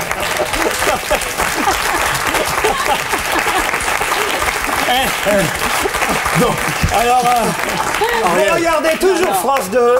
Voici un nouveau karaoké avec Ariel Dombasle. Ariel, c'est samedi soir en même temps. Donc, si vous chantez, avez-vous vu le nouveau chapeau de Zozo? C'est un chapeau rigolo. Il ne l'entartera plus jamais. Ne le fais pas. Non. Pourquoi si vous entrez dans des chantages... c'est pour sauver son mari. Mais moi, je ne suis pas d'accord. Enfin, je sais pas. Merci, Erika. Mais le mec, il les emmerde. Baisse-toi. Il va pas en plus lui chanter une chanson. Je serais toi. Je serais toi. Vous allez faire chanter Chapeau de Zozo. Et à cause de toi, il va pas le chanter. Bravo, Erika. Je serais toi, j'irai pas à Gonfreville, là. Parce que tu vas t'en prendre une, mais à la crème de chanter Chapeau de Zozo. Bon, non, mais écoutez. Bon, alors, on va le chanter nous. Ah oui, nous, on va le chanter. Alors, tous les deux, d'accord. Attention. Ce serait dommage. José. Mais attendez, moi, je suis pas. Moi, ce que je voudrais, c'est voir ça, s'il est capable de donc, dire sur ses des paroles de Bernard-Henri Lévy. Vous connaissez l'air? Ariel. On vous écoute. Avez-vous vu le nouveau chapeau de Zozo? Il se prendra quand même une tarte. Non, mais si, ça la fout mal. Mais ils ont les jetons. Ils ont les jetons. Oh là là. Maman, je suis payée pour ça. Oh, d'accord. Avez-vous vu le nouveau chapeau de Zozo? C'est un chapeau, un chapeau rigolo. Bravo. Bon, Ariel, vous dites... On a posé Bravo, beautiful. On va les applaudir pour leur faire plaisir. Avec tristesse. Voilà, ils sont épargnés. Il y a la suite de la chanson. Il y a la suite de la chanson qui est géniale. Vouloir vraiment, c'est vouloir ce qu'on ne veut pas. Voilà. Non, bah c'est les mêmes paroles, dites-moi. J'ai compris ce que ça voulait dire. En boucle. Donc, Ariel, on est bien d'accord que ça soit clair. Bernard-Henri Lévy n'est pas à l'abri de se faire entarter encore. Vous avez refusé de sauver Bernard-Henri. Et personne autour de cette table. Je vous dis, le petit commerce continue. Ouais. On va pas l'arrêter. D'accord, bon, bah, très bien. Donc, alors, on vous retrouve à Saint-Denis tous les jours. Où ça? Oui. Le nombril du monde. 4 milliards et demi de téléspectateurs. C'est très à la mode, les nombrils. Bon, alors, on va passer à la suite. C'est une rubrique. Vous avez une question à poser à Ariel Dombal? Non, je lui souhaite bonne chance et qu'elle continue à nous enchanter. Oh, ma chère Erika, toi aussi. Il n'a pas chanté d'ailleurs, il aurait pu au moins chanter. Parce que le chapeau de Zozo, ça je comprends que. Mais parce qu'on profite de sa voix. Ah ouais, ça vous pouvez pas dire non. Alors voilà. Un truc très beau comme vous faites, la bac baroque. Non mais c'est pas autre chose. Tout nu, tout bronzé. Non. Le papayou. Oh le papayou. Je suis sûr que vous le faites bien le papayou. Si tu lui dis des trucs comme ça, elle va jamais chanter. Papayou, le papayou, Papageno. Ouais. Oui. Mozart. Ah oui voilà. Chut.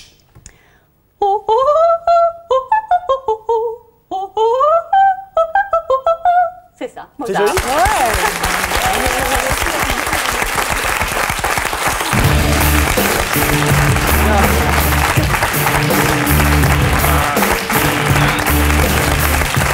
Et donc nous accueillons Erwan Manteour. Erwan Manteour, bonsoir. Bonsoir. Alors Erwan, est-ce que vous savez chanter le joli chapeau de Zozo? Non. On va attendre la fin quand même pour le faire. Non, tout de suite. Bon. Moi, je suis effondré.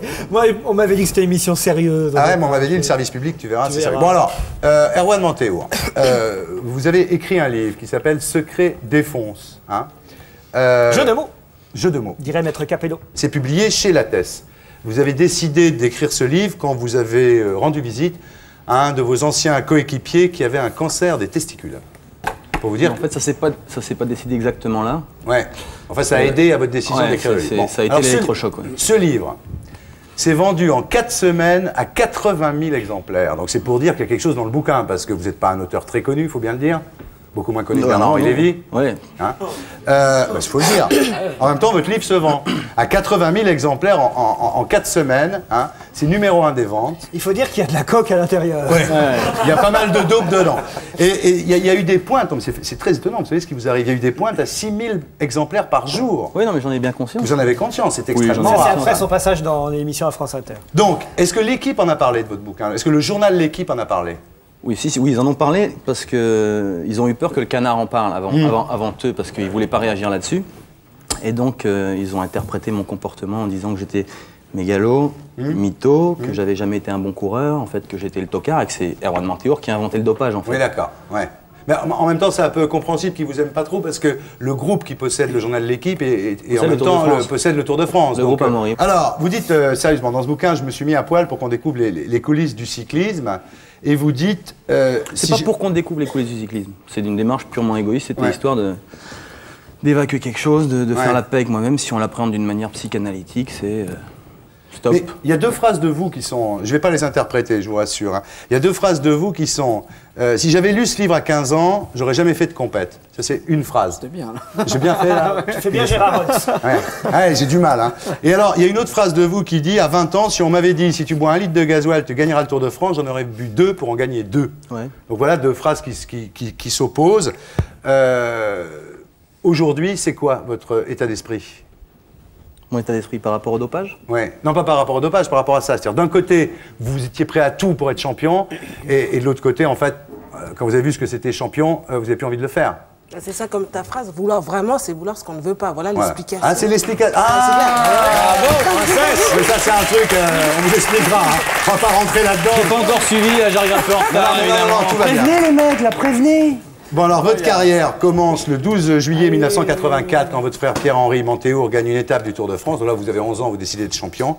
Et elle se termine par une double fracture du poignet quand vous aviez le maillot jaune dans le Tour de l'avenir. Voilà. Alors, on va parler de vous, on va parler de votre bouquin, vous allez voir. Moi, honnêtement, alors sérieusement, hein, j'étais scotché par ce bouquin. Parce que j'en ai lu des trucs. J'en ai écrit un bouquin, Rive Droite aussi. J'ai écrit un bouquin sur la dope, mais qui est beaucoup moins grave que oh, mais il était intéressant que le tien. Alors, c'est un livre de junkie d'ailleurs. Vous savez ce que c'est les junkies? Les junkies, c'est des gens qui font des piqûres d'héroïne. Mais c'est un livre de junkies. C'est-à-dire qu'il y a à la fois la drogue, enfin là c'est le dopage, c'est pareil, est omniprésent. Ouais. Et puis il y a une espèce de routine. La drogue fait partie de la vie quotidienne. Satisfaire une exigence de c'est la routine, on se drogue comme ça. Il y a une espèce, pas de bonne humeur, mais on prend ça avec une certaine... Non, ce qu'il faut que tu saches, c'est que dans le sport, en particulier dans le cyclisme, c'est culturel le dopage. Ouais. C'est-à-dire que c'est complètement désacralisé. Il y a une déculpabilisation collective et tu ne fais que satisfaire une exigence. C'est un groupe de junkies qui se shootent dans tous les coins. On est ensemble, c'est normal. Attends, t'es gamin, t'as un chemin initiatique pour y arriver, on t'endoctrine, on te déculpabilise, c'est normal. Tu ne poses même pas la question, tu n'as même pas l'impression de tricher, tu as l'impression de te soigner seulement. Non mais moi je suis halluciné, c'est ce que je vous disais tout à l'heure, je suis halluciné que tout d'un coup maintenant ça fasse un... Enfin je sais pas, moi depuis que je suis tout môme, je sais que les mecs du Tour de France étaient... Bah, je sais pas, dans tous les Le seul truc qui me dérange quand tu le dis, c'est les mecs du Tour de France. Moi je dis du sport en général. Du sport en général, oui. Dès qu'il y a beaucoup de pognon, l'arrivée massive de l'argent dans un sport, ça pervertit son idée. On va en parler, mais par exemple Erwan, un jour... vous arrêtez entre deux arbres, là. Vous avez votre petite, ils appellent ça la seringue, ils appellent ça une fléchette. Il a sa petite fléchette dans la poche. Il envoie dans l'œil. Il se fait une petite piqûre dans l'épaule, il repart au tour suivant. Mais c'est naturel, une petite... par exemple, vous dites aussi qu'ils se font des piqûres avec de l'eau pour le plaisir du geste. Et ça, c'est des trucs qu'on voit. Il y a des mecs qui en sont à cette dérive-là. On voit ça chez les junkies. C'est des gens qui se font des piqûres avec de l'eau parce qu'ils n'ont rien d'autre, mais pour le plaisir de la piqûre. Alors qu'un bon bidon et... Non, mais c'est incroyable ce bouquin. Et je comprends que tout le monde... Puis alors, il y a une espèce de bonne humeur. Expliquez-nous, vous allez expliquer ce que ça veut dire. Avec Tonton et Tintin, on est allé faire Riri chez Mémé. Qu'est-ce que c'est alors? Il va vous expliquer. Tonton, c'est le tonédron. Le tonédron, c'est une amphétamine, ça. Ouais, c'est la méthamphétamine base, je crois. Ouais. Tonton. Tintin, c'est le pervitin. La Riri. Il faut que je tienne jusqu'à la fin de l'émission. Je me sens un peu... Il recommence. Riri, c'est la Ritaline. Les kamikazes japonais prenaient de la Ritaline pour s'écraser avec le sourire sur les porte-avions. Ah, parce que Et la Mémé, c'est la méthédrine. Donc si tu veux, tu prends ça. T'as déjà goûté, non? Un petit peu, il y a longtemps. Oui, longtemps. Si tu prends le cocktail, là, je veux dire, t'es le plus beau, le plus fort, le plus intelligent, t'es invincible. Ça se voit qu'il y a longtemps qu'il a pas fait de vélo, hein. Je vais peut-être me mettre au vélo, moi. C'est vrai, depuis que j'ai lu ce bouquin, je me dis le vélo, finalement... Alors bon, voilà l'exemple même. Avec Tonton et Tintin, on est allé faire Riri chez Mémé, ça veut dire qu'on s'est envoyé à peu près tout ce qui existe comme en fait...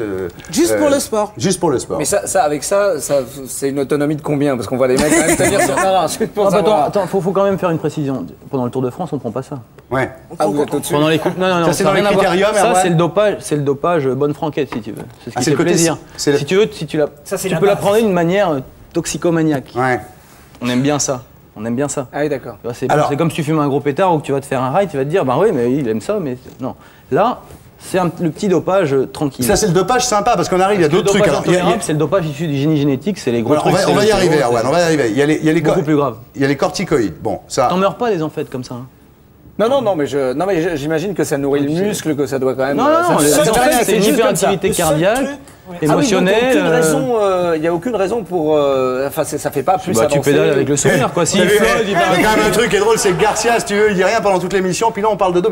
Alors, donc... On parle de sport. On parle de sport, mais... Il y a quelques effets secondaires quand même, on a l'impression d'un seul coup d'avoir un vélo entre les jambes. Est-ce que c'est vrai? Bon, alors, on continue. On continue parce que moi, j'ai lu le bouquin, et honnêtement, j'ai 2-3 trucs que je voudrais dire quand même, parce que c'est vraiment fou. Bon, les corticoïdes, c'est la cortisone, on connaît. Il y a l'EPO. Alors, l'EPO, ça augmente les globules rouges dans le sang, hein, ça améliore l'oxygénation du sang. Et alors, ce que j'ai lu dans ce bouquin, c'est incroyable, parce que je l'avais vu au Guignol quand il se foutait de la gueule de Virac, mais je croyais pas que c'était vrai.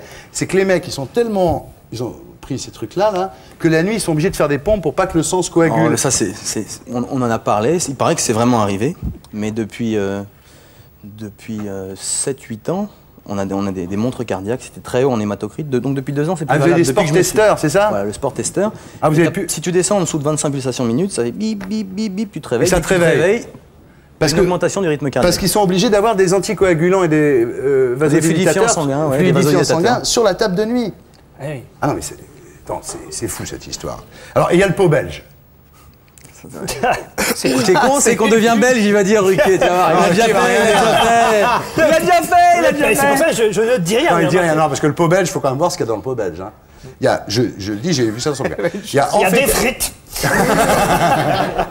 Il y a des frites, tu vas voir. De la purée, des chips. Il y a amphétamine, cocaïne, héroïne, antalgique, vasodilatateur, corticoïdes, morphine. Et ça vaut entre 500 et 2000 balles. Et les mecs qui font du vélo, ils s'envoient ça. Ouais. Tous les jours. Mais par exemple, Michel Drucker, j'en ai arrêté les mecs, arrêtez, atterrissez 5 minutes. Mais moi, je ne Attends, le savais là, pas. on est un peu haut, là. Attends, je veux dire, t'aurais pu faire un livre dans le showbiz, attention, silence on sniff. Moi, j'ai fait Secret des fonds, je raconte. Moi, je peux dire un truc, c'est qu'à la télé, les mecs, ils en sont pas là. Hein, ça, dis clairement. Hein. Nous, on le savait pas, ça. On croyait que c'était que des amphètes. Ouais. On a découvert ça quand il y a un petit malin qui a pris ça, qui l'a analysé. Voilà. Et on s'est dit, putain, on a compris. On s'est fait retourner complètement. On prenait des amphètes parce que. D'abord, c'était culturel, ça faisait partie de notre boulot. Tu vas faire des critériums pendant 30 jours après le Tour de France. Les mecs, ils sont défoncés. Ils ont fait 30 jours. Tu vois. Et en plus, ils doivent conduire la nuit. Un jour, tu es à Toulouse, le lendemain, tu es à Bordeaux, le lendemain, tu es à Paris, tu vois. Bon, on savait pas ça. Et puis d'un seul coup, on s'est rendu compte que les mecs nous ont récupérés en mettant de la coke et de l'héros pour rendre les mecs accros. Je suis scotché. Je suis scotché. Il n'y a pas que dans le cyclisme. Je suis scotché. Dans le cyclisme masculin, un cyclisme féminin. Jeannie Longo, 90 ans, elle pédale encore. Il y a bien un truc. Hein. Alors bon, on va aller vite parce que voilà, il faut acheter le bouquin. Après, tous les gens ont encore l'acheter. Mais des fois, par exemple, on met des bloquants. C'est-à-dire que quand un directeur de course veut pas que tu gagnes, il te fait injecter des bloquants. Ce qui fait que le lendemain, tu essaies de pédaler, tu n'y arrives pas. Et quand c'est Richard Virenque, c'est un bêta-bloquant. Alors on va venir. Alors les cobayes. Vous êtes cobaye, on vous utilise comme cobaye avant même les animaux, si on teste des produits sur eux, avant même de les avoir testés sur eux. Les cow-boys avaient des chevaux, les cobayes ont des vélos. Et alors il y a un moment terrible dans le bouquin. Il est très fort. Il est fort. Il est encore sur une batterie. Il y a un truc terrible, c'est quand vous dites... Je viens de reprendre un pot belge, là. Je sais pas, ça marche bien, ce pot belge. Non, c'est quand vous dites un truc, il y a un moment... Faudrait pas qu'il en prenne. Il y a un moment... Moi, je suis tombé dedans quand j'étais petit, moi. C'est Obélix, moi. Lui, c'est le pot du Havre. Alors, non, quand vous dites, il m'était poussé quelque chose qui ressemblait à un troisième testicule. C'est vachement interprété, ce truc-là. Non, si tu veux, j'avais une induration nacelle qui s'est enquistée. Un quoi? Une induration, tu sais, t'es tout le temps en train de frotter sur la selle au niveau du périnée. Il a 3 testicules? Non, il avait un petit kyste qui s'est enflammé, puis c'est devenu un truc comme ça. Donc j'ai dit, ça c'est comme si c'était une troisième couille qui m'était poussée, quoi. Ouais. Mais c'est parce qu'on m'avait foutu de la cortisone, des anti-inflammatoires dedans. Pour draguer pour les slows, ça doit être génial. Ah, impérial. Bon, enfin voilà, donc ce que vous expliquez, c'est malheureusement ce qu'on comprend. C'est-à-dire qu'avec la télé, les sponsors, ben voilà, on est obligé de gagner, sinon on est viré. Eh oui. C'est un peu comme la télé, ça. J'ai jamais eu confiance. Oui. Il faut dire un sport et une course comme le Tour de France où les types vont essayer d'aller le plus vite possible pour avoir un maillot marqué Crédit Lyonnais, ça va tout de suite foutre. Laurent Ruquier. Alors bon, vous ne citez pas de nom, vous n'êtes pas trop délateur, mais enfin on apprend quand même que Hinault, il a pris la tête d'une grève contre les contrôles. Hein. Mon but, c'était pas de salir, surtout pas de salir les coureurs, c'est parce qu'il y a des enfoirés qui sont autour, qui profitent de ce que génère le cyclisme, et qui vont jouer les parents. Non, vous dites quand même que Jalabert, moi je connais pas bien, mais tout ça. Il a gagné combien de fois le Tour de France, Bernard Hinault? 5 fois. 5 fois. Ah ouais. Jalabert, vous dites qu'il avale le Ventoux comme d'autres avalent des religieuses au café. Alors évidemment. Jalabert, dans le Tour d'Espagne, il paraît qu'il y a une vache espagnole qui a bouffé de l'herbe dans un champ où il avait pissé. Elle a gagné une étape. Alors je vais te dire. Là, il y a des trucs moins drôles. Il y a le Chiocchioli, le gagnant du Giro. Alors ça, attention, ça c'est un truc qui est passé dans France Soir. Et j'ai pas dit tout ce qui était dit dans France Soir. Non, parce que lui, quand même, il a besoin d'une hémodialyse on m'a dit, voilà, Chiocchioli, il est en hémodialyse. On m'a dit, Berzin, il a eu un cancer de la moelle épinière. On m'a cité plusieurs mecs. C'est le Giro 95, lui, Berzin. On m'a dit ça, et on m'a dit, est-ce que c'est des conséquences directes du dopage? Moi, j'ai répondu au mec qui a fait l'interview. J'ai dit, attends, un mec qui fume 2 paquets de clopes par jour, il a plus de chances de choper un cancer des poumons qu'un mec qui fume pas. C'est clair. Et le lendemain, on a dit que c'est moi qui avais dit ça. D'accord. Enfin, Greg Lehmann, c'est vous qui avez dit qu'il avait été atteint après avoir été le vélo de myopathie mitochondriale, non? Il en a eu, non? Ça a été officiel, mais c'est pas moi qui. Parce que vous dites surtout, c'est qu'un jour, il y en a un qui va mourir en direct. C'est peut-être ce qu'ils attendent pour comprendre qu'il y a vraiment un problème de fond aujourd'hui. C'est un problème qui s'inscrit dans une logique qui dépasse le cadre du cyclisme ou du sport. C'est un problème de santé publique. Parce que si quelqu'un avait été voir mon pote à l'hôpital, parce que là on peut rigoler, on peut se fondre la gueule pendant des heures là-dessus. Moi je rigole. Non, on rigole. Heureusement qu'on rigole parce que les samedis, parce que c'est vrai que le sujet. Mais si on avait été voir mon pote là, qui faisait 40 kilos alors que c'était un playboy de 76 kilos, un beau poulet, une belle gueule, bronzé, les yeux bleus, vous l'auriez vu sur lit d'hôpital. Là, ça donne à réfléchir. Bien sûr.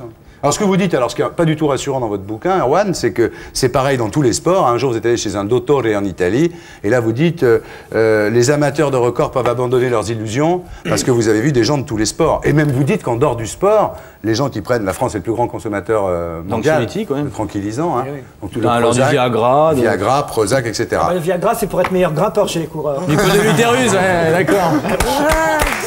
Il y avait 3-4 quand même qui... Mais c'est vrai, il a raison, c'est dans tous les sports. En judo, on a eu Jamel Bourras qui est venu dire que finalement il était innocent. Et alors c'est un peu compliqué quand même à savoir qui dit la vérité. Ah oui, Virenque lui dit qu'il est innocent. D'ailleurs, Virenque, vous le soutenez vachement, hein, vous. Hein, vous êtes très pro-Virenque. Le discours est le suivant. Ouais. Aujourd'hui, j'ai une question à poser aux médias. Pourquoi est-ce qu'on demande à Richard Virenque d'être un intellectuel? Pourquoi est-ce qu'il devrait endosser la responsabilité de tout le dopage qu'il y a dans le sport? Pourquoi est-ce que Richard, qui a été un empereur du sport français, il y a eu une Virenque mania en France, il devrait se faire harakiri de descendre de son piédestal alors que tous ses concurrents directs dorment sur leurs deux oreilles? Est-ce que ça encourage les autres mecs à parler? Non. Et voilà, alors maintenant Richard Virenque, tout le monde se fout de sa gueule, c'est super. Richard, son boulot c'est d'être coureur cycliste professionnel. Et je crois qu'il s'exprime bien sur un vélo. Il ne faut pas lui demander d'être un intellectuel. Bon, ben, très bien. Alors, il y a une chose... maintenant, vous arrêtez le vélo. Hein, vous allez chanter. Dans votre bouquin, vous racontez que vous arrivez dans une boîte et que vous chantez Honesty. Vous savez le chanter Honesty? Ouais, je vais le chanter. Hein. Tiens, pas su Honesty. Et si vous chantez Honesty, vous ne serez pas entartré. C'est Billy Joel qui chantait. Entarté, il n'y a pas de R. Entarté. Si vous chantez Honesty, vous ne serez pas entarté. Ah oui, entartré, c'est sur les dents. Baiser la gueule sur le plat. Alors, je précise que moi, je suis surtout en train de travailler avec Richard Cross, qui s'occupe d'Annie Lennox. Richard Cross, un très très bon prof de chant. Bon, voilà, donc maintenant, le nouveau métier d'Erwan. If you search for tenderness, it isn't hard to find. You can have a love you need to live. But if you look for truthfulness, you might just as well be blind. It always seems to be so hard to give. Honesty was such a lonely word. Everyone is so untrue. Ah, il déraille moins qu'un vélo, hein. Et il est un chat, là. Honesty, it's only ever heard. Mostly what I need from you. Bravo.